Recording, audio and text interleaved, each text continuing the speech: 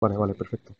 Bueno, buenos días a todos. Mirad, vamos a comentar un poco de forma también rápida, disculpar un poco el retraso con el que estamos empezando.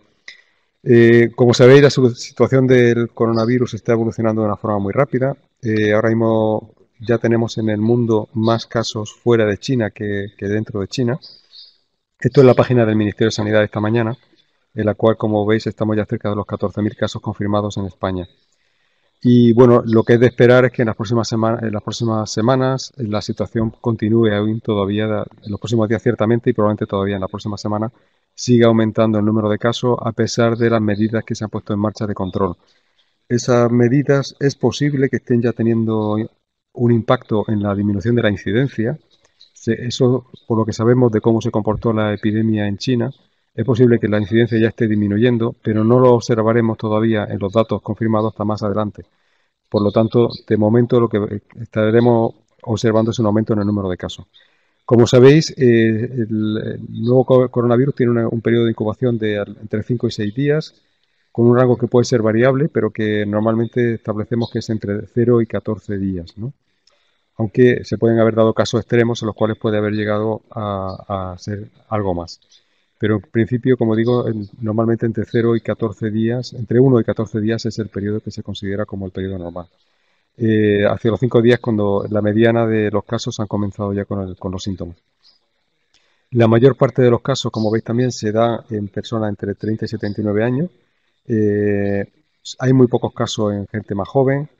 Los síntomas en el 80% de los casos son leves, como ya también conocemos. Y en la parte que nos preocupa sobre todo del sistema sanitario y que es un poco la mayor preocupación con este virus, tiene que ver con la sobrecarga que se puede producir cuando los casos se acumulan en un periodo de tiempo corto, por el porcentaje tan alto de pacientes que pueden necesitar una asistencia sanitaria y fundamentalmente pues hospitalización o incluso medidas más intensivas y eso puede suponer una sobrecarga importante del sistema sanitario.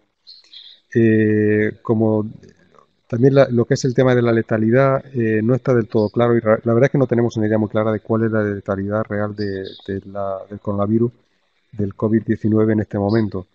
Pues porque no tenemos información parcial sobre cómo ha circulado, cuántos han sido los casos reales que hemos tenido, y entonces no se sabe. De hecho, por lo que me imagino que por lo que vamos todos siguiendo en la literatura y en lo que se va publicando, pues el rango puede estar entre 0,5 y 0,6 en algunos países y ser mucho más alto en otros. Y también depende del momento de la epidemia. En los momentos iniciales de la epidemia, como la información que tenemos de los casos, digamos la información del denominador, es todavía incompleta y además depende de la cantidad de pruebas que se van haciendo. Si las pruebas se hacen solamente en los casos más graves, pues lógicamente la letalidad que vamos a tener es mucho mayor. Si lo hacemos de una forma general en toda la población, pues entonces las cifras de letalidad van a ser más bajas, que puede ser, por ejemplo, lo que está pasando en algunos países como en Corea del Sur. Pero en cualquier caso, como digo, la letalidad no lo sabemos. Sí que sabemos que en cualquier caso va a ser más alta que la gripe e incluso aunque las estimaciones pueden estar más cerca del 1%, como probablemente una letalidad final, pero aún así estaríamos hablando que es pues prácticamente 10 veces superior, entre 5 y 10 veces superior a la de la gripe estacional. Eh, sí que sabemos también que afecta fundamentalmente a personas que tienen y los cuadros son más graves en personas que tienen una hipertensión, que tienen sobre todo enfermedades cardiovasculares, hipertensión, diabetes y enfermedad respiratoria crónica. Sobre el tema de la transmisión, sabemos que se transmite, y esto es muy importante, el tema de la transmisión de cara a lo que son las medidas de prevención que hay que poner en marcha. En un primer momento se hablaba incluso dudas, transmisión aérea, sí, no, no, vamos a ver, es transmisión por secreciones respiratorias. Eso quiere decir son transmisiones por gota gruesa, es decir, estamos hablando de una gota que se transmite en distancias cortas, porque más allá de una cierta distancia, de 1 metro o de 2 metros, esa gota por gravedad va a caer al suelo y en el momento que cae, evidentemente, pues ya no hay posibilidad de transmisión de esa forma directa. Eh, Ahora, sí que hay otro mecanismo de transmisión independiente que es a través de esa gota que ha caído sobre una superficie, esa gota puede permanecer y el virus puede permanecer ahí. Hay incluso documentaciones que podría estar durante horas, incluso durante días, y por lo tanto esa superficie contaminada, si es tocada con las manos y después esas manos no se hace una higiene de manos y en lugar de eso se lleva a la cara o a la boca, pues esa puede ser otra vía o a los ojos, esa puede ser otra vía de entrada del virus. Entonces ahí sí que tenemos un verdadero problema desde ese punto de vista, es el tema de superficie contaminada y el tema de las gotas. Eh, Sobre el tema de la transmisión vertical no está suficientemente claro si realmente hay transmisión o no, y como digo, pues la transmisión entonces requiere proximidad. Y ahora sí que hay otra situación particular que se va a producir sobre todo en los pacientes que están hospitalizados y que están graves, que requieren algún proceso como una intubación o alguna maniobra que requiere, que puede generar aerosoles, y ahí sí que hay que hacer otro tipo de precauciones que son más próximas de la precaución de transmisión aérea a través de los respiradores de los FFP2 o FFP3. En los pacientes asintomáticos, digamos que la información que tenemos es un poco contradictoria. Es decir, por una parte, el análisis que se hizo por parte de la misión de la OMS en China, al final, la conclusión a la que se llegó y que es con la que hemos estado trabajando, con la que seguimos trabajando, es que los casos asintomáticos tienen poca relevancia en lo que es la dinámica de la transmisión. Es verdad, sin embargo, que hay unos modelos matemáticos, pero digo, esto es a nivel de modelo matemático, en lo cual se plantea que puede ser que jueguen un cierto papel, pero la verdad es que este elemento todavía no está del todo claro. Nosotros trabajamos fundamentalmente con la idea y sobre todo con la estrategia de prevención de cara a lo que es a que realmente la transmisión ocurre fundamentalmente cuando la viremia es alta, y es que en el momento en el que ya aparece la sintomatología, que estaría muy próximo al cuadro a la aparición de la sintomatología cuando realmente el paciente empieza a ser infectante y cuando comienza a ser un riesgo para el resto de las personas de su entorno. Entonces, voy ahora a comentar de forma breve lo que serían las medidas de aislamiento y control que tenemos que llevar a cabo en el establecimiento sanitario. Por una parte, hay una serie de medidas, digamos, que se tienen que poner en marcha en todos los pacientes y que esas son medidas generales. Es decir, aquí, digamos que tendríamos que distinguir entre lo que son medidas que se aplican en todos los pacientes con independencia de la situación que tienen y que de alguna manera son incluso formas de trabajo que tenemos que seguir en el futuro con ellas. El tema de un paciente que viene con infección respiratoria debería de llevar una mascarilla quirúrgica. ¿Por qué? Pues porque es la forma de proteger al resto de personas, a los trabajadores también, a los trabajadores sanitarios también, y de las posibilidades de transmisión. Luego el tema de la higiene de manos, tanto en el paciente como en los acompañantes, como en los propios trabajadores de salud, que es otra medida fundamental. La higiene de manos, además, el COVID requiere, o digamos que encima tiene una importancia adicional por el hecho precisamente de lo que hemos comentado, la transmisión a través de superficies contaminadas. Entonces, lógicamente, nuestras manos van a ser el vehículo a través del cual nosotros nos podemos contaminar. ¿Y cómo lo podemos resolver? Pues podemos incrementar la limpieza y se está haciendo, pero más allá de eso, por mucho que se incremente la limpieza, la medida clave y la medida fundamental y que depende de cada uno de nosotros es la higiene de manos. Entonces, ahí sí que eso sí que lo podemos hacer todo el tiempo. No podemos tener una persona limpiando continuamente, pero sí que podemos estar nosotros haciendo higiene de manos continuamente con la solución hidroalcohólica, que es muy eficaz porque el virus es muy sensible al alcohol y esa sería digamos, la herramienta y la intervención estrella. Otro elemento importante es el tema de la etiqueta respiratoria, porque la etiqueta, el toser o el estornudar, hay que cubrirse la boca y la nariz para que esas secreciones no vayan al exterior. ¿Y eso cómo lo podemos hacer? Pues lo que ya sabemos, colocarlo, respirar o toser encima del codo, en el hueco del codo, o con el brazo flexionado, o bien hacerlo con un pañuelo, pero un pañuelo desechable que después se puede tirar y a continuación hay que hacer higiene de manos. Es muy importante ligarlo a la higiene de manos. Y luego otro tema muy importante es siempre mantener una distancia de seguridad. Decimos normalmente entre 1 y 2 metros, ¿no? Hasta 2 metros como distancia de seguridad. Eso es muy importante, por ejemplo, en los centros de salud, en lo que puede ser las zonas de recepción, donde llegan los pacientes, o las interacciones con los pacientes. Si podemos mantener esa distancia, si el paciente se sienta al otro lado de la mesa, pues intentar mantener una distancia y, bueno, cuando tengamos que hacer una intervención, pues entonces ya proceder en consecuencia dependiendo de las características del paciente. Entonces, por recordar un poco lo que son las precauciones que hay que tener en cuenta para el COVID. Hay básicamente 3 niveles de precauciones.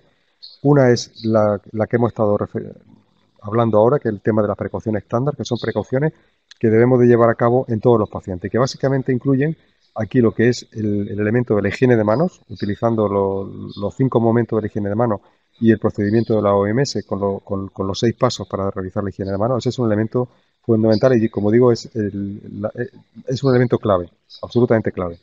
El segundo elemento importante pues será otros elementos que tienen que ver con el uso de guantes, la protección, la bata, etcétera, pero que estos son, digamos, los casos necesarios y luego me referiré un poco a ello un poco más adelante. Pero en principio aquí el elemento fundamental es el tema de la higiene de manos.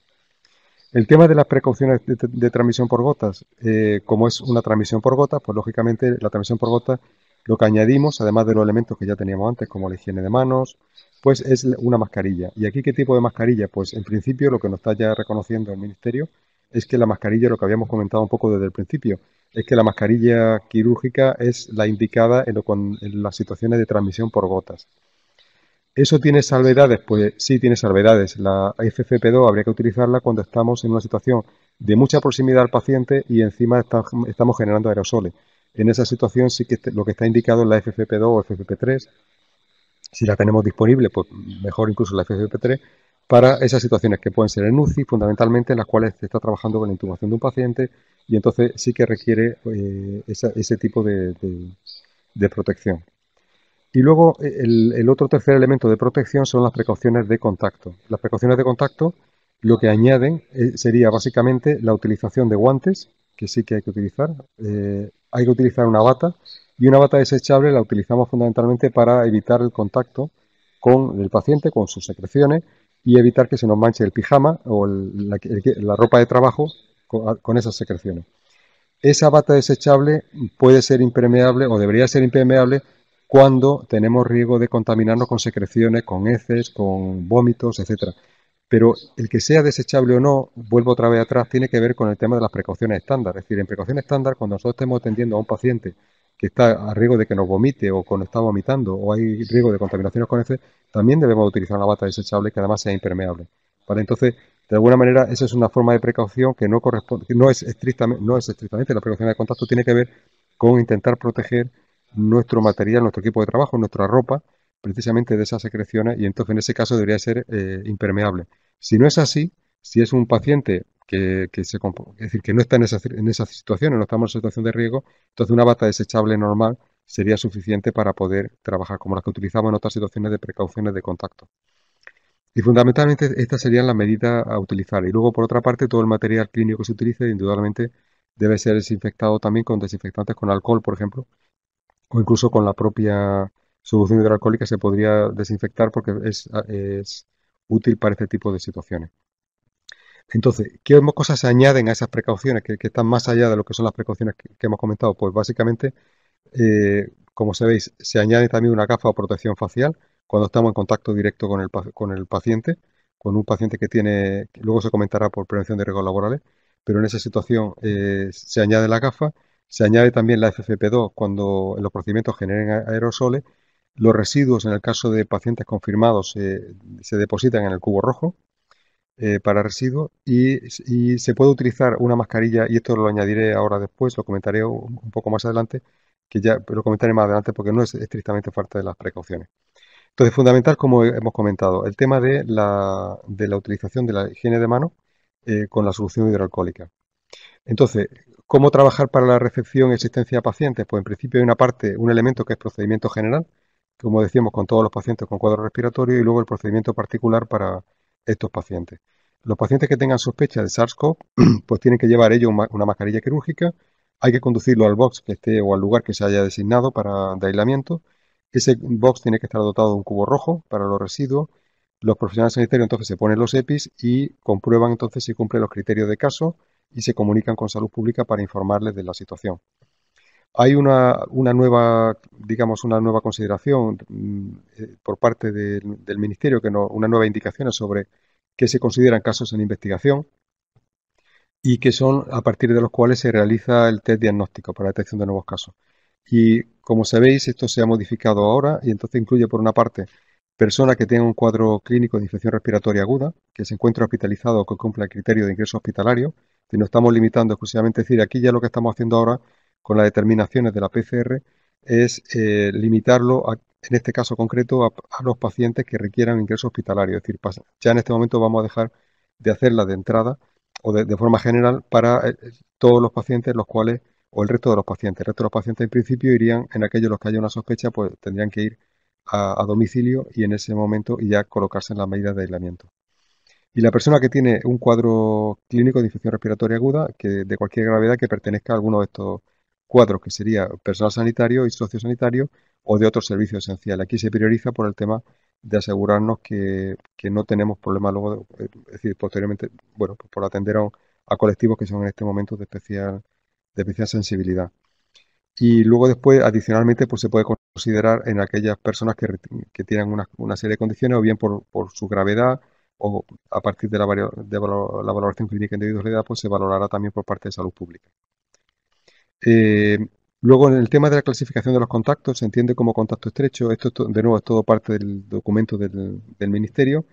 Pues básicamente, contacto estrecho de casos posibles, probables o confirmados serían la persona que haya proporcionado cuidados, los cuidadores de estas personas en el momento que presentaban síntomas, como comentábamos antes, o por ejemplo trabajadores sanitarios que no hayan utilizado las medidas de protección adecuadas, los miembros familiares o personas que tengan un contacto, otro tipo de contacto físico similar, es decir, contacto estrecho y prolongado con esas personas mientras tenían síntomas.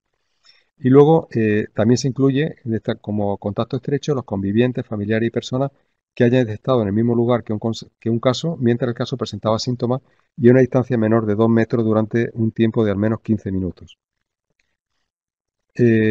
Bueno, aquí tenéis un poco las cifras, esto lo ponemos un poco para que se vea la situación de la región de Murcia. Como veis ahora mismo la región de Murcia es la comunidad que tiene la menor incidencia acumulada, es decir, estamos hablando del número de casos que hay por cada 100.000 habitantes y estamos alrededor de 6,7 en este momento en los niveles de incidencia acumulada. Aún así, la situación o lo que podemos esperar en los próximos días, como dije antes, o en la próxima semana, es que podamos tener un aumento en el número de casos. Tener en cuenta que estas cifras lo que están reflejando realmente son las cifras antes de que haya habido el cambio de criterio. Por lo tanto, se aproximan bastante a lo que puede ser la situación epidemiológica. Es decir, el hecho de que ahora se vaya a reducir o se pueda reducir de alguna manera el número de diagnósticos que se hacen de PCR en los pacientes afectará a las cifras futuras, pero no a estas, porque estas corresponden al periodo anterior. Aquí tenemos un poco el número de cifras que hay, de datos que hay acumulados, como os decía. Aquí tenemos en la región de Murcia, en este momento pues tenemos 122 casos. Es decir, ha aumentado 20 casos desde ayer hasta hoy. Tenemos también, esto es una información un poco, solamente para que sepáis, es la información que tiene el Ministerio sobre qué saber sobre el nuevo coronavirus y cómo procede esa infografía que está a disposición también de todos. Y, y luego cómo se clasifican los casos. La clasificación de casos también bueno, es un poco la que teníamos anteriormente. El caso confirmado es aquel que ya tiene una PCR positiva. El caso probable es aquel que los datos de laboratorio no son concluyentes, pero se sospecha que puede serlo, entonces los datos se mandan al Centro Nacional de Microbiología para confirmación. El caso descartado cuando los resultados son negativos y el caso posible entraría dentro de caso posible aquellos otros casos de infección respiratoria en los cuales no se hace el test diagnóstico. Entonces, en principio, se hace solamente una valoración clínica y esos pacientes son enviados a casa sin tener la PCR. Entrarían como casos posibles y entiendo que se acabarán notificando como casos posibles. Ahora, si se trata de un caso en investigación, entonces hay que activar el procedimiento de consulta con salud pública eh, y entonces se procedería a partir de ahí. Bueno, situaciones especiales son situaciones que afectan sobre todo a situaciones clínicas, bueno, hospitalarias fundamentalmente, o que pueden afectar también a los recursos de urgencia. Procedimientos médicos que generen aerosoles, entonces lo importante ahí en primer lugar reducir el número de personas que están expuestas. Eso es importante, limitar el número de personas y en este caso sí que hay que utilizar un respirador. Si tenemos disponible el FFP3 pues sería preferible y si no pues un FFP2. Eh, Protección ocular ajustada también, de montura integral y utilizar también guantes.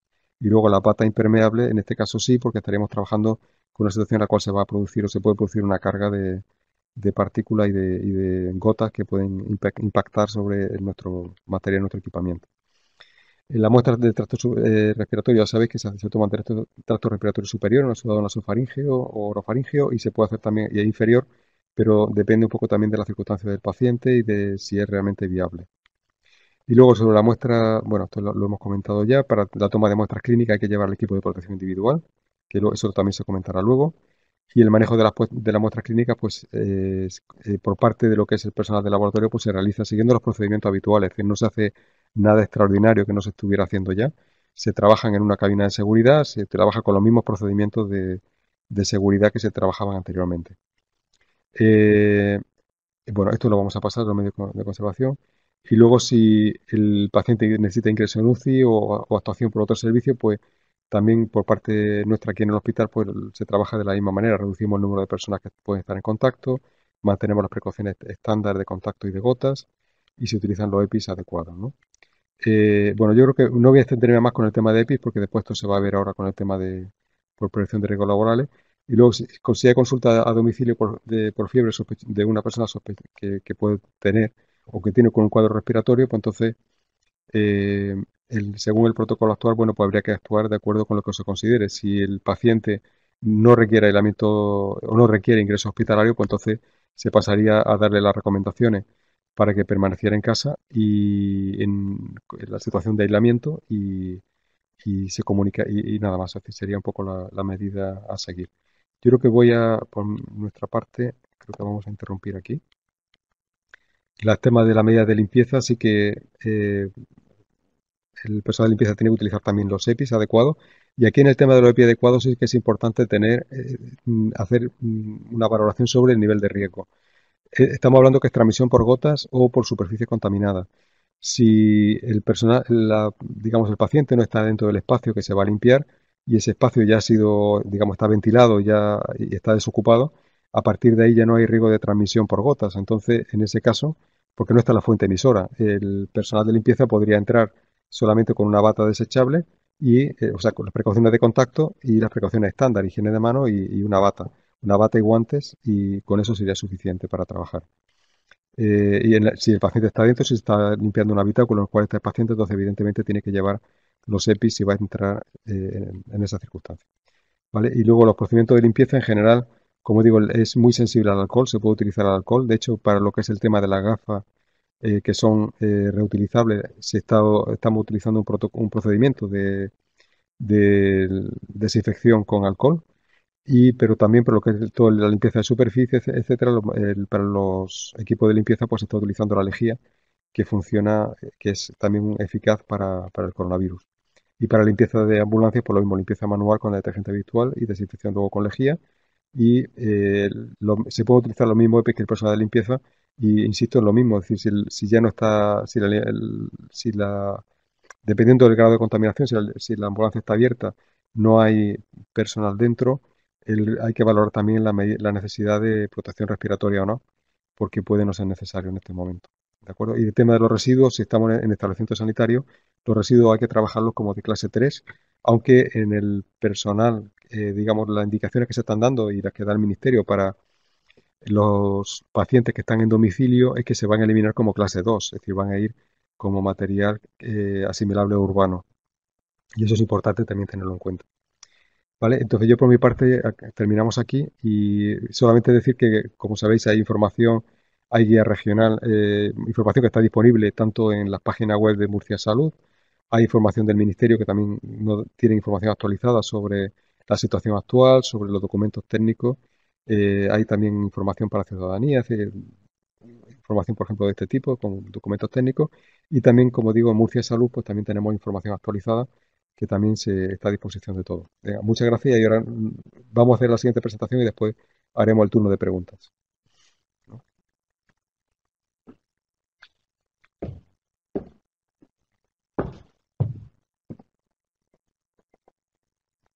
Ay, perdón, voy a quitar yo mi presentación, ¿no?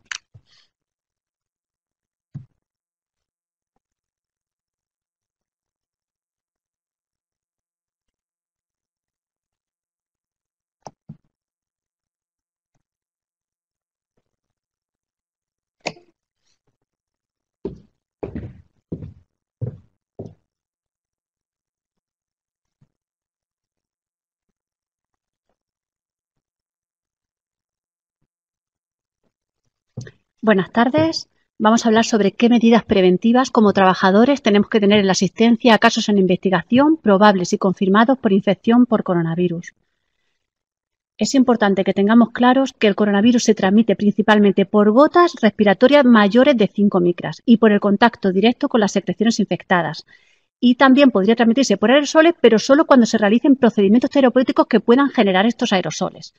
Por eso, las medidas que tenemos que tener como trabajadores son precauciones estándar, precauciones de transmisión por gotas y en el caso precauciones de transmisión por contacto, y si vamos a realizar algún tipo de procedimiento donde se generen aerosoles, entonces tendremos precauciones de transmisión aérea. Sobre todo, precauciones estándar, precauciones de transmisión por gotas y precauciones de transmisión por contacto.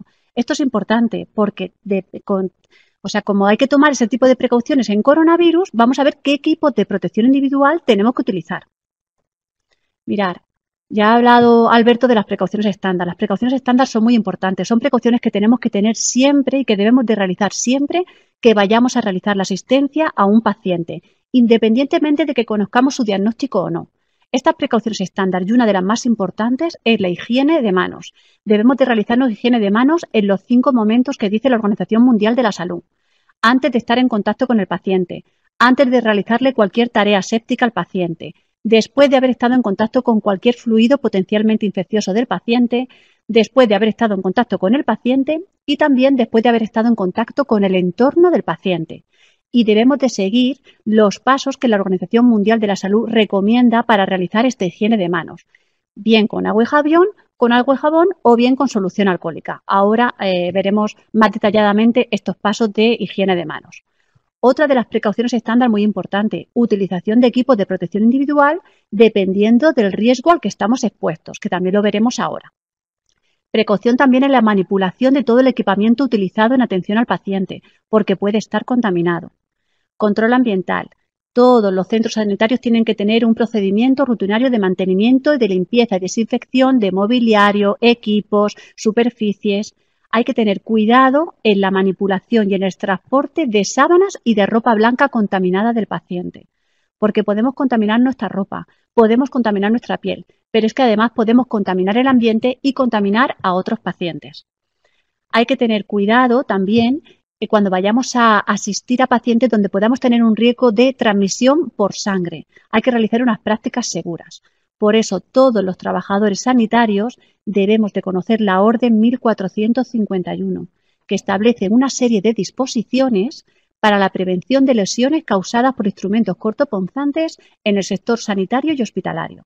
La ubicación del paciente, siempre siguiendo la política de aislamiento del centro sanitario, y otra de las precauciones estándar muy importante y sobre todo ahora en el tema de infección por coronavirus, que es la higiene respiratoria o protocolo de la tos. Todo el personal sanitario debe de instruir al paciente como a familiares, a visitas, en las siguientes medidas. En que al toser, y también es alguna serie de instrucciones que debemos de nosotros de hacer también como personal sanitario, que es toser y estornudar siempre en un pañuelo desechable y luego este pañuelo desechable hay que eliminarlo. En el caso de que no tengamos pañuelo desechable, debemos de toser y estornudar en la flexura del codo para evitar la contaminación de las manos. Debemos de evitar tocar con nuestras manos la nariz, boca y ojos. Hay que lavarse las manos frecuentemente y no compartir objetos personales. Bien, recomendaciones generales para todos los trabajadores en la asistencia a casos en investigación probables o confirmados por el nuevo coronavirus. Lo que hemos dicho, aplicación de las medidas de precaución estándar en la asistencia a todos los pacientes independientemente de su diagnóstico, estricta higiene de manos siguiendo las recomendaciones de la Organización Mundial de la Salud, antes y después del contacto con el paciente, ya lo hemos dicho, los 5 momentos que dice la Organización Mundial de Salud, pero también antes y después y de la colocación y retirada de los equipos de protección individual. Hay que utilizar mascarilla quirúrgica durante el contacto con pacientes que presenten clínica respiratoria, solo en aquellos pacientes que presenten clínica respiratoria. En el caso de que no tengan clínica respiratoria, no tendremos que utilizar ningún tipo de protección. Uso de equipo de protección individual correspondiente cuando se atienda a un caso con sospecha o confirmado por el nuevo coronavirus y siempre que se pueda mantener la distancia de seguridad ideal de 2 metros y mínimo de 1 metro.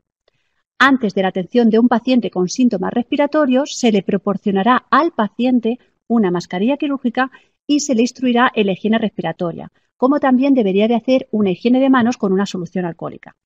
Y si presenta el trabajador fiebre o clínica respiratoria aguda, se abstendrá de acudir a su puesto de trabajo hasta que se valore su situación. Ahora explicaremos qué es lo que tiene que hacer el trabajador en este caso. Bien, vamos a ir viendo cada uno de los equipos de protección individual de los que hemos ido hablando a lo largo de las charlas y además que son los que recomienda el Ministerio de Sanidad, para la asistencia de este tipo de pacientes. Mirad los guantes. Hay que utilizar siempre guantes. Recordemos que la transmisión de coronavirus es por gotas y por contacto. Y solo cuando se realicen procedimientos que generan aerosoles hay transmisión aérea.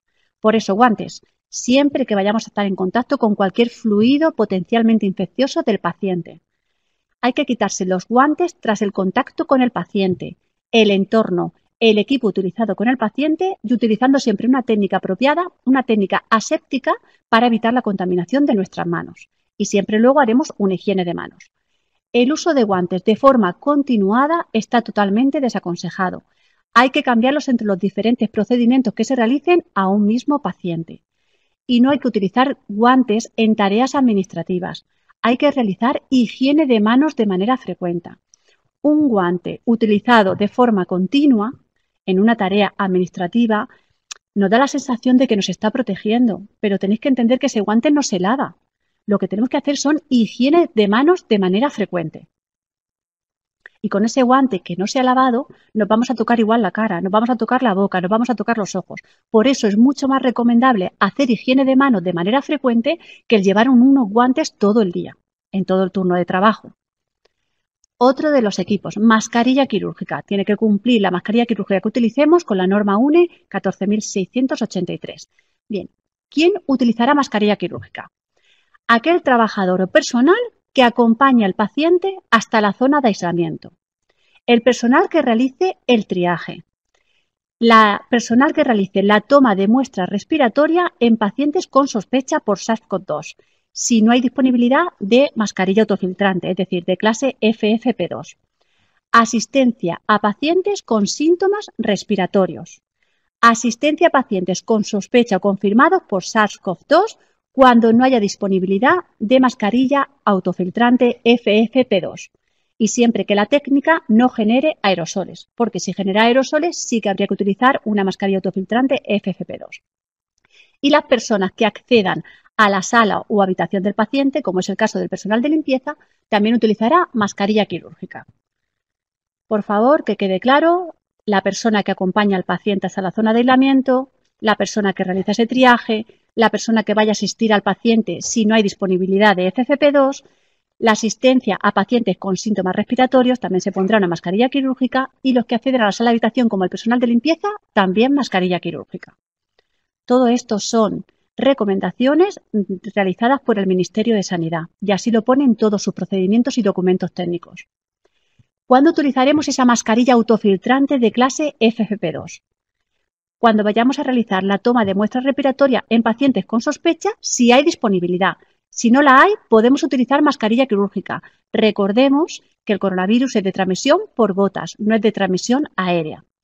Asistencia a pacientes con sospecha o confirmados por SARS-CoV-2, si hay disponibilidad, y procedimientos que generen aerosoles si no hay disponibilidad de FFP3. Pero en procedimientos que generen aerosoles no se puede utilizar mascarilla quirúrgica. Sí que tiene que ser una mascarilla autofiltrante de clase FFP2 y si hay disponibilidad de alta eficacia, que son las de clase FFP3. Por lo tanto, esa mascarilla autofiltrante FFP3 cuando se realicen procedimientos que generen aerosoles. Deciros que la diferencia que hay entre la mascarilla FFP2 y la FFP3 está relacionada con su porcentaje de eficacia de filtración de partículas y de fuga hacia el interior. La FFP2 es de un 92%, FFP3 de un 98%. Protección ocular antisalpicaduras. En la asistencia a pacientes con sospecha o confirmados por el nuevo coronavirus si no hay disponibilidad de gafas de montura integral y el personal de limpieza. Las gafas de protección ocular se deben de limpiar y desinfectar para su reutilización. Son reutilizables. Se hará siguiendo las instrucciones que están publicadas en la página del coronavirus del portal de Somos y también en nuestra página de prevención de riesgos laborales. Gafas de montura integral o pantalla facial. En asistencia a pacientes con sospecha o confirmados por el nuevo coronavirus, procedimientos que generen aerosoles. Si generan aerosoles, pasa igual que con la mascarilla. Si generan aerosoles, tiene que ser gafa de montura integral. Y limitación de uso si se detecta que en cualquier momento notamos un daño que afecte al campo visual. Recordemos que estamos diciendo que las gafas de montura integral son gafas reutilizables que se van a desinfectar, a limpiar y desinfectar. Si en algún momento esa gafa vemos que no vemos bien con ella, que ha afectado ese lavado a ese campo visual, tendremos que eliminar esas gafas de montura integral y utilizar unas nuevas. ¿Cómo limpiaremos? Lo hemos puesto porque es que son preguntas que nos están haciendo siempre en todas las videoconferencias que estamos realizando. ¿Cómo vamos a limpiar estas gafas de montura integral? Aunque ya os digo que esta información está en nuestra página web de prevención de riesgos laborales, que se accede a través de Somos y del portal de la FIS. Bueno, desinfectaremos, se recomienda con alcohol etílico de más de 70 grados, 90 grados si es posible, por su rápida evaporación y poder virucida.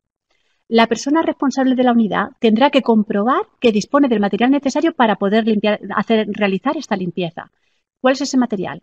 Guantes de nitrilo, gasas o tetras para impregnar en desinfectante y cualquiera de los siguientes desinfectantes, o alcohol etílico al 70% o superior en una botella y una batea.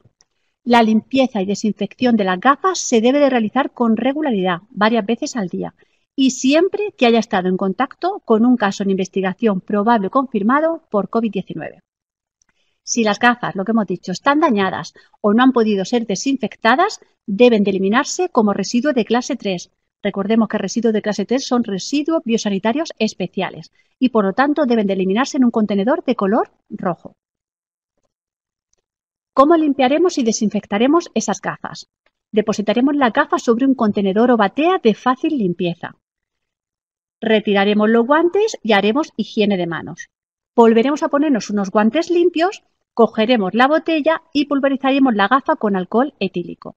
Impregnaremos toda la superficie de la gafa, incluida la goma de sujeción. Impregnaremos también la batea para luego su desinfección.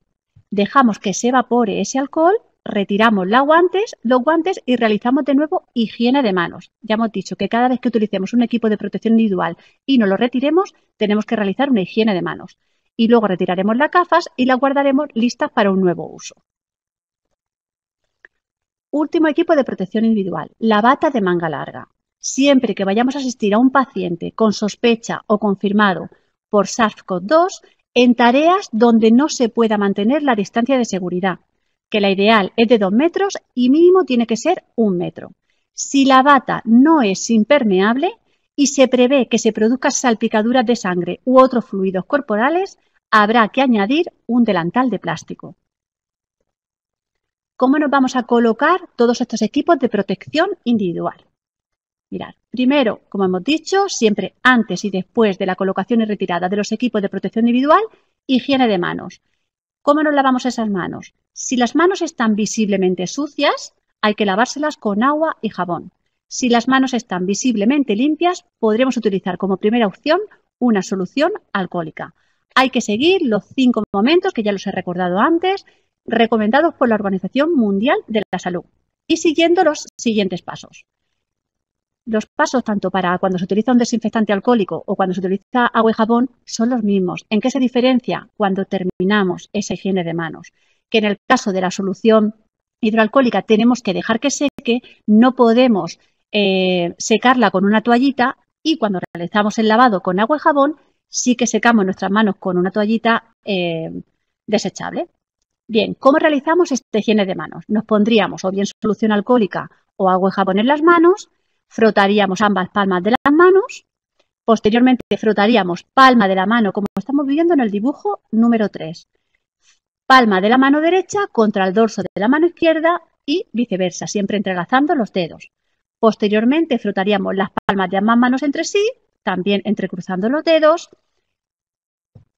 Fotografía número 5, frotaríamos el dorso de los dedos de una mano con la palma de la mano opuesta agarrándonos los dedos. Posteriormente frotaríamos con un movimiento de rotación el pulgar izquierdo, rodeándolo con la palma de la mano derecha y viceversa.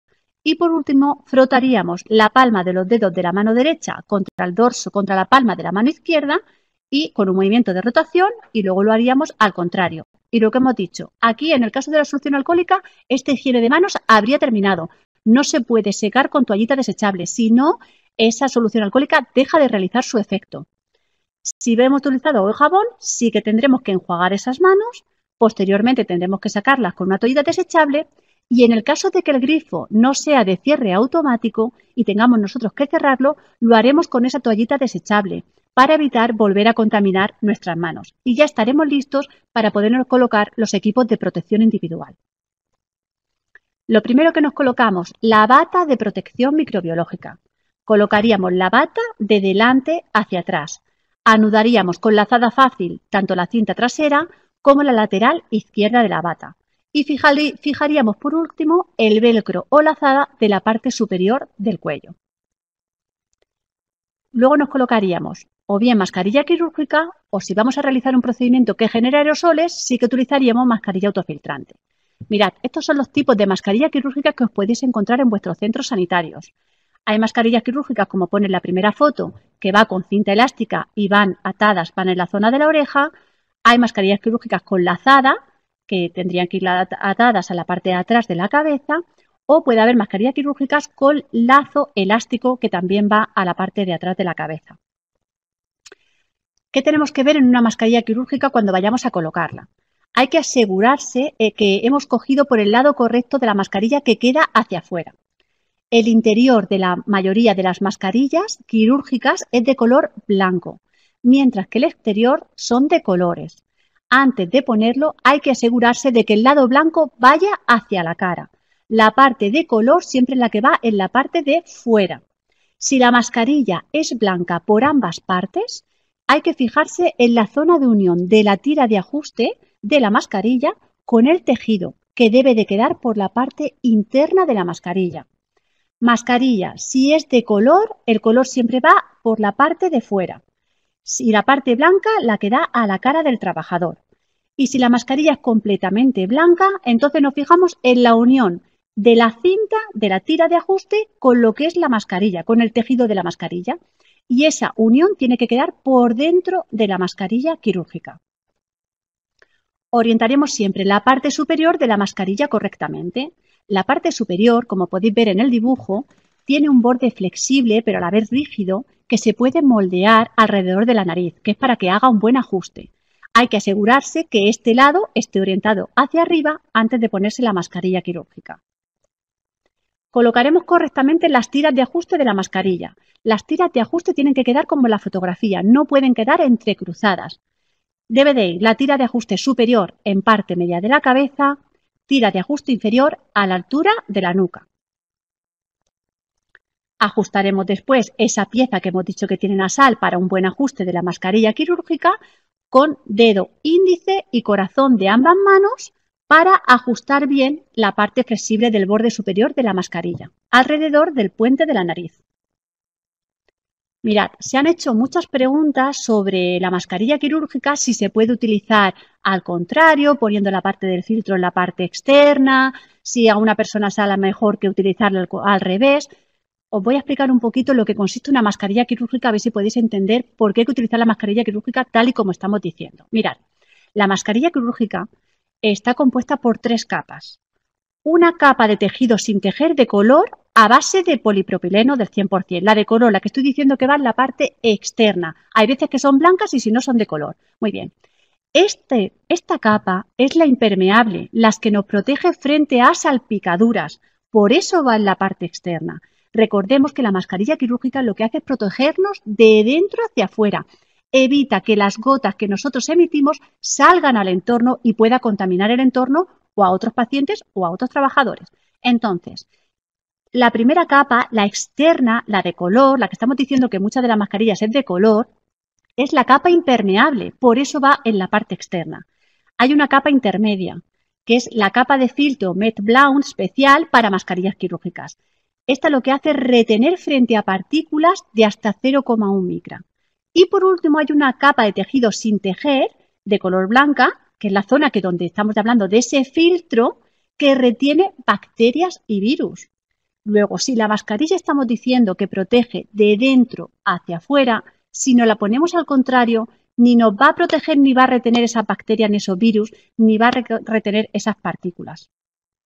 Por eso la mascarilla quirúrgica no se puede poner al contrario, ¿vale? Primera capa es la impermeable, segunda retiene partículas y la tercera retiene bacterias y virus. Pero la retiene de dentro hacia afuera. Si no la ponemos al contrario, no podemos asegurar que nos esté protegiendo en el mismo sentido. Si utilizamos mascarilla autofiltrante, ¿cómo utilizaremos esa mascarilla autofiltrante? Lo que hemos dicho, mascarilla autofiltrante por recomendaciones del Ministerio de Sanidad cuando vayamos a realizar procedimientos que puedan generar aerosoles. Y si hay disponibilidad, FFP3. Ya hemos dicho que la diferencia está en su eficacia de filtración. Instrucciones. Importante, debemos de llevar el pelo, si tenemos el pelo largo, lo debemos de llevar recogido. Hay que separar bien los paneles superior e inferior hacia afuera para que la mascarilla coja su forma de copa, doblando ligeramente ese centro del clip nasal, como podéis ver en la primera fotografía. Posteriormente colocaremos la parte inferior, esa tira de ajuste inferior en la altura de la nuca y la banda superior, esa tira de ajuste superior, en parte media de la cabeza. Las tiras no pueden quedar nunca torcidas y mucho menos entrecruzadas, si no tendremos problemas a la hora de retirar la mascarilla autofiltrante. Amoldaremos con ambas manos, al igual que la mascarilla quirúrgica, el clip nasal a la forma de la nariz para garantizar un buen ajuste. Y luego en una mascarilla autofiltrante siempre tenemos que realizar la prueba de ajuste de esa mascarilla. Dependiendo de si la mascarilla autofiltrante que estemos utilizando tiene válvula de exhalación o no la tiene, vamos a hacer una prueba de ajuste de cierre positivo o negativo. Bien, en aquellas mascarillas que son autofiltrantes, pero que no contienen válvula de exhalación, lo que tenemos que hacer es exhalar bruscamente, causando una presión positiva dentro de la mascarilla y ver si tiene algún tipo de pérdida. Cuando nosotros nos cogemos esa mascarilla, como podéis ver en la fotografía, con ambas manos, procurando no alterar su posición, si la mascarilla no lleva válvula de exhalación, lo que vamos a hacer es exhalar. Al exhalar, lo que hacemos es que la mascarilla se llene de aire. Si notamos que se escapa por algún lado, esa mascarilla no está bien puesta y tendríamos que volver a realizar una buena ajuste de la mascarilla, teniendo en cuenta que las bandas elásticas están en buena posición y que hemos hecho un buen cierre de ese clip nasal. Si la mascarilla autofiltrante sí que tiene válvula de exhalación, entonces lo que tenemos que hacer es inhalar, porque si exhalamos, como se sale todo el aire por esa válvula de exhalación, no podemos ver si está bien puesta. Entonces, si lleva válvula de exhalación, lo que hacemos es inspirar profundamente. Al inspirar, producimos una presión negativa dentro de la mascarilla. ¿Y qué es lo que hace la mascarilla? Se adhiere a nuestra cara. Si se adhiere a nuestra cara, la mascarilla autofiltrante está bien puesta. Si no se adhiere a nuestra cara, esa mascarilla no está bien puesta y tendríamos que volver de nuevo a colocar esa mascarilla quirúrgica. Volveríamos a mirar que las bandas elásticas están bien puestas y también que ese clip nasal está bien puesto. Gafas de protección de montura integral. Colocaremos la banda elástica por detrás de la cabeza, como podemos ver en la fotografía, a una altura media y siempre por encima de la mascarilla quirúrgica. Y luego ajustaríamos siempre la montura. Y en el caso de utilizar gafas, tendríamos que fijar nuestras gafas con cinta americana, con esparadrapo, de tal manera que cuando nos vayamos a retirar esa gafa de montura integral, no salgan nuestras gafas también al mismo tiempo. Colocación de guantes, por último lugar. Tenemos que retirar las joyas para la colocación de los guantes, pero no solo de los guantes. Cuando en la asistencia sanitaria a pacientes no debemos de llevar joyas. Las joyas, al lavarnos las manos, se crea una zona de humedad que es un foco, es un reservorio. Entonces tenemos que intentar no llevar ni relojes, ni anillos, pulseras. Una vez que tengamos colocados los guantes, hay que ajustar bien esos guantes y en el caso de que tengamos que utilizar la bata, que veamos que el guante cubre ese puño de la bata. ¿Cómo nos retiramos esos equipos de protección individual?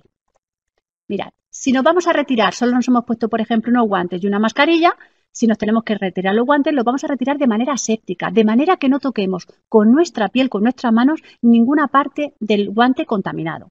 ¿Cómo lo haremos? Hay varias formas, aquí ponemos una de ellas. Retiramos parcialmente tirando de la superficie externa, sin retirar del todo, dejando última falange, como podéis ver en la fotografía número 3, la última falange o pulgar. Bien, con esta última falange lo que hacemos es tomar pellizco del guante de la otra mano por su parte externa y retiramos totalmente. Y con la mano descubierta, siempre por la parte interna, retiraríamos el otro guante tocando solo por su parte interna, porque estamos hablando que estamos utilizando una mano que ya no lleva guante y no podemos tocar ese otro guante que tenemos en la mano. Posteriormente siempre haríamos una buena higiene de manos. ¿Cómo nos retiramos la mascarilla quirúrgica? La mascarilla quirúrgica y la mascarilla autofiltrante también no se puede tocar por la parte frontal porque es la zona que puede estar contaminada. Hay que quitar la mascarilla solamente tocando los lazos o bandas. ¿Cómo nos retiramos esta mascarilla quirúrgica? Nos quitaríamos primero la banda o lazo inferior y después banda o lazo superior y posteriormente haríamos una higiene de manos. Si nos hemos puesto todos los equipos de protección individual porque vamos a realizar una técnica a un paciente con sospecha o confirmado de SARS-CoV-2 donde pueda haber un procedimiento que se genere aerosoles, entonces nos retiramos los guantes de la siguiente manera. Nos hacemos primero siempre una higiene de manos en guantes y para tocar el dispensador de solución alcohólica utilizaremos siempre una toallita desechable para evitar que ese dispensador se contamine. Posteriormente lo que haríamos es una higiene, hemos dicho, sobre guantes, soltaríamos la azada lateral, sujetaríamos con los guantes por la parte delantera, como podéis ver en la fotografía número 2, y alejaríamos del cuerpo para soltar la fijación del cuello. Por eso hemos dicho, cuando pongamos esta bata, que las lazadas tienen que ser de fácil, una lazada fácil, para no tener problemas a la hora de la retirada. Luego enrollaríamos la bata siempre de dentro hacia afuera, desde la zona no contaminada a la que pudiera estar contaminada. Cogeríamos con pellizco, guante y puño de la bata para retirarlos a la vez. Y con la mano descubierta, como podéis ver en la última fotografía, retiraríamos el otro guante tocando solo su parte interna. Cogiendo la bata enrollada por su parte interna, la desecharíamos en ese contenedor de residuo biológico de clase 3, en contenedor rojo. Y posteriormente realizaríamos una higiene de manos. ¿Qué nos retiraríamos después? Esas gafas de montura integral en el caso de las que las hubiéramos utilizado. Aflojaríamos el ajuste del elástico y con ligera inclinación del tronco, esta inclinación del tronco la hacemos para que cuando nos quitemos cualquier equipo de protección individual de la cara, evitemos tocar nuestro cuello y nuestra parte de piel expuesta. Hacemos ese tronco ligeramente hacia adelante y procurando no tocar la montura, como podéis ver en la fotografía número 2, siempre desde la zona del elástico, nos quitaríamos esa gafa de montura integral. Y como hemos dicho, esa gafa de montura integral es reutilizable, no se puede eliminar en el contenedor de residuos. Es reutilizable, se utilizaría otro contenedor específico para dejar esa gafa de montura integral para su posterior reutilización, es decir, para su posterior limpieza y desinfección y reutilización. Y por último nos quitaríamos esa mascarilla autofiltrante. Al igual que en la gafa de montura integral, lo que haríamos es echar el tronco ligeramente inclinado hacia adelante, cogeríamos la tira de ajuste o esa banda elástica inferior, la que está al lado de la nuca, la quitaríamos y posteriormente la de parte media de la cabeza y la tiraríamos de nuevo en ese contenedor de residuos de color rojo. Y por último, siempre higiene de manos. Deciros que toda la información sobre la colocación, retirada de equipos de protección individual se encuentran. Si entráis en Somos, hay un apartado, como podéis ver con la flecha roja, que es prevención de riesgos laborales. Y si entráis dentro, podéis encontrar el folleto de colocación y retirada de equipos de protección individual. Hay un vídeo también de colocación y retirada de equipos de protección individual. Instrucciones para el uso racional de equipos de protección individual. Toda la información que necesitéis sobre equipos de protección individual la tenéis en nuestra página de prevención de riesgos laborales. Algo importante que también quiero decir a los trabajadores del servicio murciano, que es el manejo de los contactos. Mirad, aquellos trabajadores se van a considerar contacto estrecho con caso posible, probable o confirmado por COVID-19 con uso adecuado del equipo de protección individual. Va a haber tres casos diferentes. Un contacto estrecho con alguien, pero con uso adecuado de equipo de protección individual, continuará con su actividad asistencial normal y se realizará vigilancia pasiva de aparición de síntomas. En el caso en el que en algún momento aparecieran síntomas, se pondría en contacto con su jefe superior que nos mandaría a nosotros la información al servicio de prevención y se pondría en contacto con ese trabajador. Otro posible caso, ese trabajador que se considera contacto estrecho con caso posible, probable o confirmado de COVID-19, pero que ha realizado técnicas donde no ha utilizado los equipos de protección individual. Dos casos que pueden pasar. Si se valora por el servicio de prevención como una exposición de alto riesgo, se retirará al profesional de su actividad asistencial y realizará cuarentena domiciliaria durante 14 días con vigilancia activa de los síntomas. Si se valora que se trata de una exposición de bajo riesgo, se continuará con la actividad asistencial normal y se realizará una vigilancia pasiva de los síntomas. Y luego el último caso sería contacto casual con caso probable o confirmado de COVID-19 sin equipo de protección individual. Al ser casual, continuaría con su actividad asistencial y se realizaría vigilancia pasiva de síntomas. Ante cualquiera de estos tres supuestos que hemos dicho anteriormente, es decir, contacto estrecho, habiendo realizado las técnicas con equipos de protección individual, contacto estrecho pero sin haber utilizado los equipos de protección individual, o contacto casual sin haber utilizado los equipos de protección individual, en caso de que desarrollen síntomas, se notificará al Servicio de Prevención de Riesgos Laborales del hospital para poderle realizar ese seguimiento. Y en el caso de aparición de sintomatología, se procederá, si durante ese tiempo empieza con sintomatología, lo que se tiene que hacer es que se quede en casa, no ir al hospital, no debe de acudir a ningún centro sanitario y el servicio de prevención se pondrá en contacto telefónicamente con el trabajador para realizarle un seguimiento. El servicio de prevención, deciros que los trabajadores que tengan que ponerse en contacto con el servicio de prevención de lunes a viernes de 8 a 3 lo harán con el equipo de prevención del área o gerencia correspondiente. Es decir, si somos trabajadores del área 1, con el equipo de prevención del área 1 y así con cada uno de los equipos de prevención de riesgos laborales. En horario de 3 a 10 de la noche, de lunes a viernes, y sábados, domingos y festivos de 8 de la mañana a 10 de la noche, hay un teléfono móvil de guardia localizada del Servicio de Prevención para poder hablar con ellos, que es el siguiente, 607-553-328. En horario de 8 a 3 de lunes a viernes se llama al servicio de prevención de cada área. Y fuera de ese horario, es decir, de 3 a 10 de la noche y sábados, domingos y festivos de 8 a 10 de la noche, a este teléfono 607-553-328. Y en el resto de horario donde no está el servicio de prevención, tendríais que llamar al 112.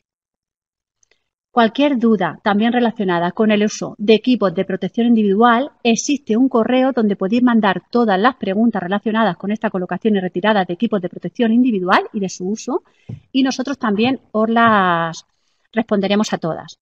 Es el correo electrónico que podéis ver en la pantalla. Y por mi parte también hemos terminado la presentación y pasamos al turno de las preguntas. Muchas gracias.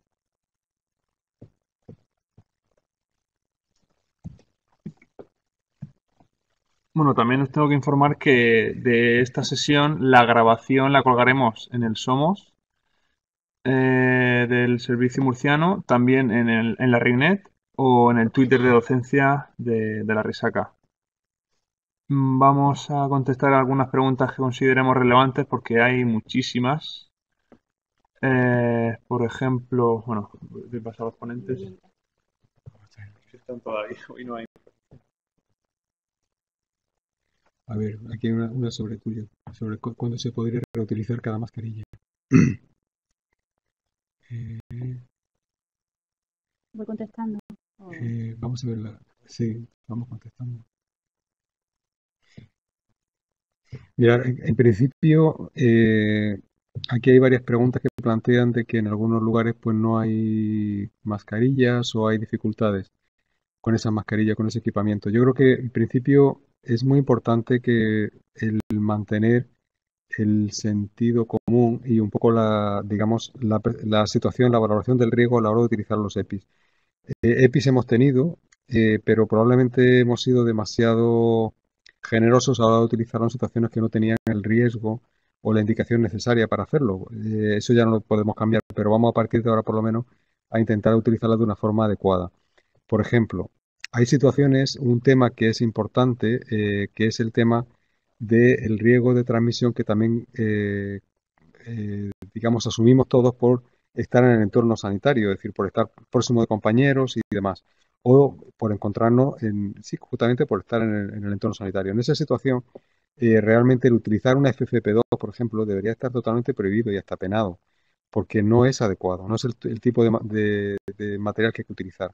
Ahí nosotros en el hospital vamos a empezar a utilizar mascarillas, o lo que sería una mascarilla de tela, porque es utilizar una barrera, que con esa barrera tú puedes directamente proteger al resto de las personas de tus propias secreciones. Entonces yo aquí al hablar pues estoy emitiendo sin querer secreciones y esas van a viajar también, son gotas pequeñas, esas gotas pequeñas van a viajar hasta 1 metro y entonces con una mascarilla, por ejemplo, de tela, pues es suficiente para evitar cualquier producto, algo que yo me pusiera en medio, que permitiera que pasara el aire, pero que de alguna manera las gotas se retuvieran, pues puede ser suficiente para reducir en un porcentaje importante la carga de gotas que salen fuera y por eso también evitar la transmisión. Lo que quiero decir con esto es que vamos a ser cuidadosos con el material que tenemos y vamos a utilizarlo, nos va a llegar nuevo material y se irá distribuyendo, pero vamos a ser cuidadosos también con lo que tenemos, ¿vale? Las mascarillas, pues de momento también vamos a valorar el riesgo. Si una mascarilla ha estado en una situación en la cual hemos estado atendiendo un paciente y vamos a entrar en una habitación y vamos a estar a una distancia de más de 2 metros de ese paciente, pues realmente es que estrictamente no hace falta ni siquiera llevar la mascarilla si no vamos a hacer o si no se está generando aerosoles en el procedimiento con ese paciente. Por lo tanto, en ese momento, pues casi que los podríamos ahorrar. Si por el contrario ya la tenemos puesta y estamos atendiendo a pacientes que se confirma que no son o que, pues de nuevo tampoco hace falta esa mascarilla, realmente desde ese punto de vista tampoco estaría contaminada por COVID. Eh, Sé que lo que estoy diciendo puede ser un poco, no es la situación ideal, pero bueno, es lo que tenemos y yo creo que procede trabajar de la forma más sensata posible, ¿no? Ah, perdón, se me dice que no se ha escuchado muy bien. Si hay alguna duda más o tú quieres aportar algo, a ver, estamos. A ver, yo quiero decir en cuanto al uso de mascarillas, que en el momento que esa mascarilla note el trabajador cualquier tipo de dificultad respiratoria, mareo, esa mascarilla ya no está realizando su función. Y entonces esa mascarilla habría que cambiarla, siempre que pudiera tener algún tipo de dificultad respiratoria. ¿Por qué?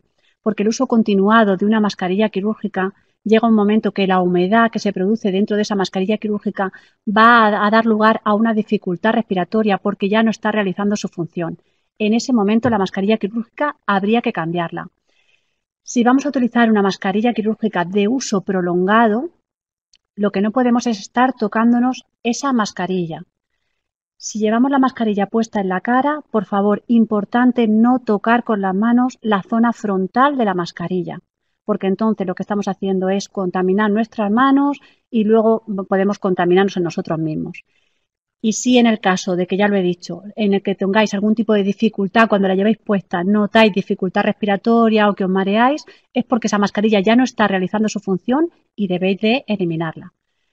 De todas maneras, en el caso de que estéis en contacto con un paciente confirmado por SARS o sospecha confirmado de SARS-CoV-2, donde no habéis podido mantener esa distancia de seguridad ideal de 2 metros y mínima de 1 metro, y donde sí que puede haber que esa mascarilla se haya contaminado, la mascarilla hay que desecharla.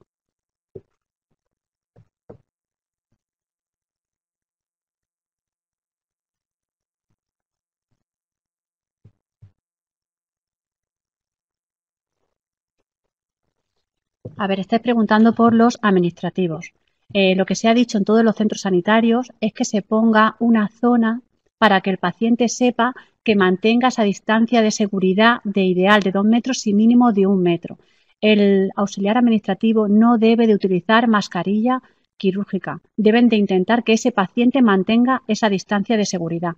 Y mucho menos guantes, lo vuelvo a repetir.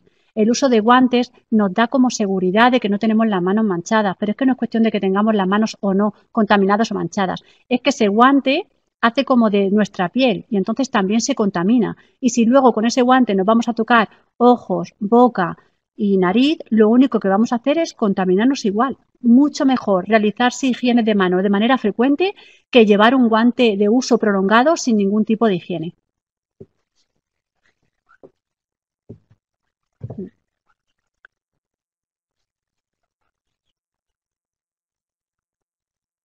Para la limpieza de los equipos de protección individual, ya os he dicho que la gafa de montura integral se puede desinfectar y limpiar con alcohol etílico al 70%. Las mascarillas son de un tejido que no se puede limpiar con desinfectantes.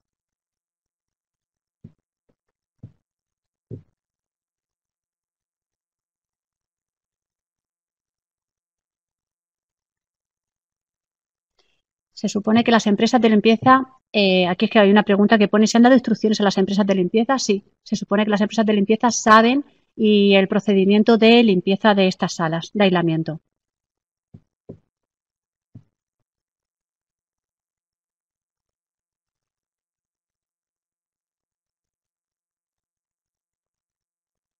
Las mascarillas no se pueden esterilizar. Las mascarillas de tejido, tanto las quirúrgicas como las autofiltrantes, no se pueden esterilizar. ¿Las batas impermeables se tiran al cubo rojo? Sí, se consideran residuos de clase 3.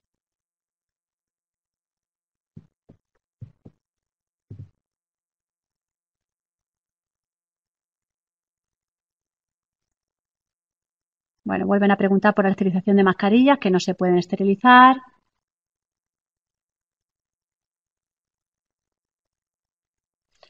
La validez de una mascarilla quirúrgica, ya lo he dicho, cuando estén sucias, manchadas por algún tipo de salpicadura de algún fluido del paciente o notáis esa resistencia a la respiración y demás, hay que cambiarla.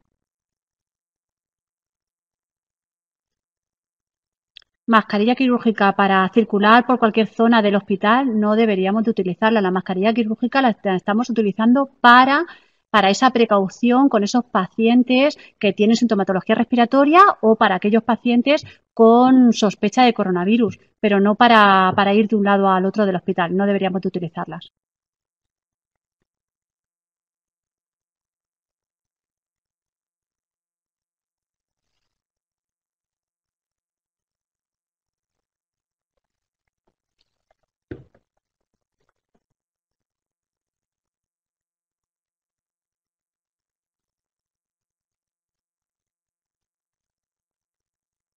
Las batas impermeables que estáis diciendo se pueden utilizar para la asistencia, pero en el momento que esa bata que se vaya a realizar algún procedimiento donde se genere aerosoles, tiene que ser bata de protección microbiológica.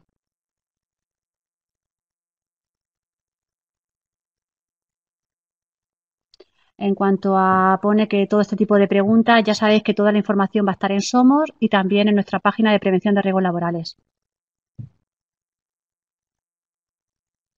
Las mascarillas FP3 que estáis poniendo cuánto tiempo mantienen su actividad, 30 días con uso de 8 horas. Las mascarillas FP3, si no la hemos puesto, es porque vamos a realizar un procedimiento donde se genera aerosoles y estamos hablando de un paciente con sospecha o confirmado por coronavirus. Si nos hemos puesto una FP3 es porque estamos realizando un procedimiento que genera aerosoles. Y si es un procedimiento que genera aerosoles, esa mascarilla está contaminada, no se puede volver a reutilizar. Otro caso es que nos estemos poniendo mascarillas autofiltrantes para lo que no las tenemos que utilizar. Es lo que también hace mucho pregunta a la gente. Pero si yo he entrado y no he realizado nada al paciente, ¿puedo volver a reutilizar esa mascarilla? Es que no la deberíamos de haber puesto esa mascarilla. Si no vamos a realizar en ningún tipo de asistencia al paciente y podemos mantener esa distancia de seguridad, no nos pongamos ningún equipo de protección individual porque no lo necesitamos. Si no vamos a mantener esa distancia y sí que vamos a realizar esa asistencia, entonces sí nos ponemos ese equipo y entonces sí que tendremos que desechar luego ese equipo de protección individual. Pero si es que si no hemos estado en contacto con el paciente, no nos deberíamos de haber puesto esa mascarilla.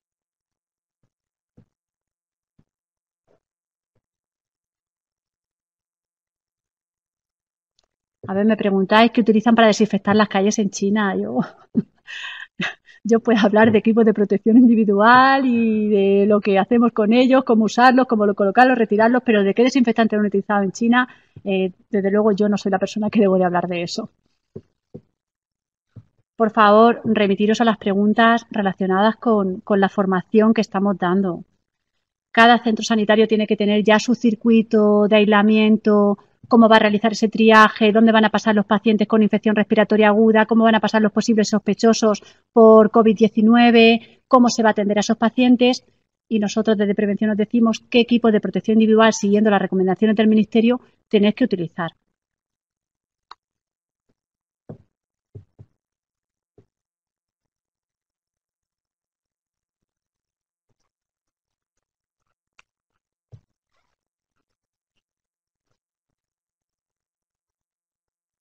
Dice, un paciente positivo, posteriormente dado de alta, ¿qué tratamientos se deben de hacer con los residuos? Lo ha explicado Alberto, es un tema de medicina preventiva, pero está claro y en los documentos técnicos del Ministerio de Sanidad lo que dice es que esos residuos que están en domicilio son asimilables a urbanos. Otra cosa son los residuos que utilizamos ya en la gestión que tenemos dentro de un centro sanitario, que nosotros, nuestros residuos, nuestro equipo de protección individual en este tipo de pacientes se consideran de clase 3.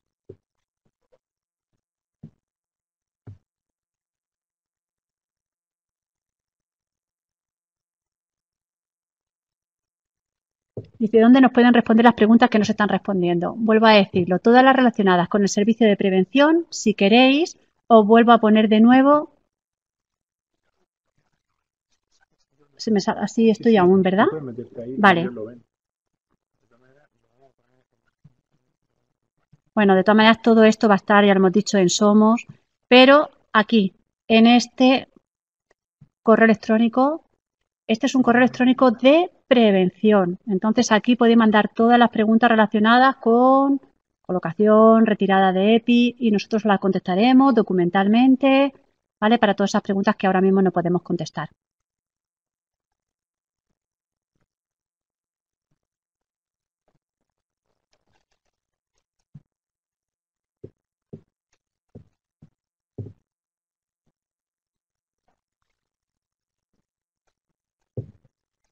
Los equipos de protección individual que hay que utilizar en un manejo domiciliario, si es de un paciente confirmado de COVID-19, donde sí se le va a realizar una asistencia, donde no puedes mantener esa distancia de seguridad, tendrías que llevar tu mascarilla quirúrgica, la bata impermeable, resistente a líquidos, gafa de montura integral y los guantes.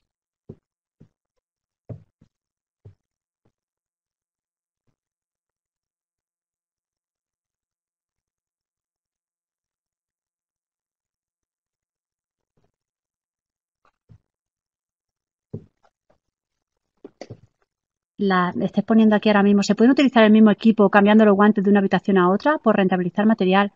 ¿De qué equipo estamos hablando? Si estamos hablando de una bata, de habitación en habitación no se puede reutilizar, porque estamos hablando que es una transmisión por contacto. Entonces no se puede reutilizar. Estamos pensando que esa bata te la has puesto porque vas a realizar una asistencia al paciente donde sí vas a tener contacto con las secreciones de ese paciente. Luego no se puede reutilizar. Sí. Lo que vamos a hacer es un uso prolongado, es decir, ese sanitario no va a salir de esa habitación y va a estar todo el tiempo en esa habitación o, por ejemplo, en una habitación donde van a realizar todo el tiempo toma de muestras, pues puede llevar sus equipos de protección individual y solo realizaría un cambio de guantes entre paciente y paciente y de mascarilla en el momento que notara esa sensación que he dicho de dificultad respiratoria y demás. Pero en cuanto sea habitaciones diferentes, y tendríamos que cambiar los equipos de protección individual.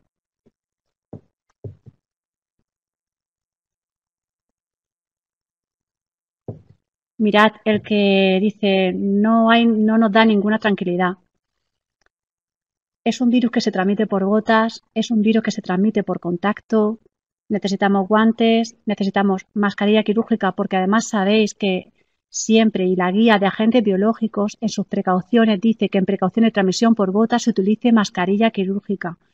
Y si vais a realizar procedimientos donde se generen aerosoles, entonces ya mascarilla autofiltrante, FFP2 o si hay disponibilidad FFP3. Vuelvo a repetiros, el llevar una mascarilla de manera continuada que va a crear humedad, que la vais a estar tocando con las manos continuamente, donde a lo mejor no estáis realizando una buena higiene de manos o se os olvida, os está haciendo que os pongáis vosotros mismos en peligro. Y unos guantes de manera continuada, sin lavarlos, sin hacerle nada, utilizándolo para cualquier tipo de tarea asistencial, por ejemplo, administrativa, como vuelvo a repetir, hay mucho más riesgo de exposición que una buena higiene de manos de manera frecuente.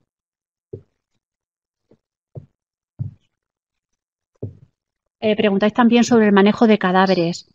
No es mi campo, pero deciros que en la página del Ministerio de Sanidad hay un documento específico para manejo de cadáveres. Miradlo en la página del Ministerio, que está toda la información. Si entráis en la página del Ministerio, donde pone documentos para profesionales, vienen una serie de documentos técnicos de manejo domiciliario, de manejo en urgencia, manejo clínico y también aparece el de cadáveres, el de autopsias. Bueno, damos por finalizada la charla. Cualquier duda, ya sabéis que existe ese correo electrónico donde podéis enviarnos las dudas que tengáis y que toda la información va a estar en Somos y también en nuestra página de prevención de riesgos laborales. Muchas gracias.